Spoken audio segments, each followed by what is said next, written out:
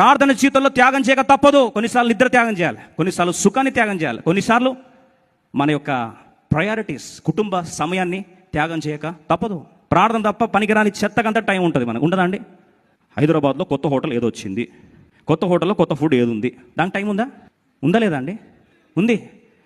Chatting చేయడానికి time ఉంది, WhatsApp status చూడడానికి టైం ఉంది, హోటల్ తిరగడానికి టైం ఉంది, బర్త్డేలు చేయడానికి టైం ఉంది, ఫోటోలు అప్లోడ్ చేయడానికి టైం ఉంది, అది మళ్ళీ చూశారా లేదా అని కింద దానికి టైం ఉంది. ప్రార్థన అంటే బాగాలేదు బ్రదర్, ఈరోజు ఆరోగ్యము బాగాలేదు, మాకు మూడు లేదు ప్రార్థన చేయడానికి. అయ్యో పరిస్థితులు అన్నీ తెలుసు కదండి, మీకు తెలియంది ఏముంది, దేవుడికి ఇంకా బాగా తెలుసు కదండి. దేవునికి తెలుసు, నువ్వు దేని ప్రార్థన ఇస్తావు కూడా దేవునికి తెలుసు.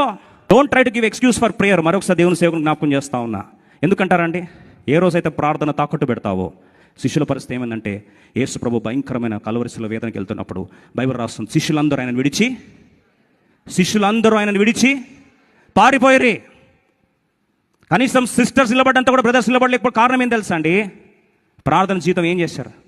తాకట్టు పెట్టారు. ఎప్పుడైతే ప్రార్థన కాంప్రమైజ్ అవుతావో, దేవుని శక్తి నీ జీవితంలో కనిపించదు.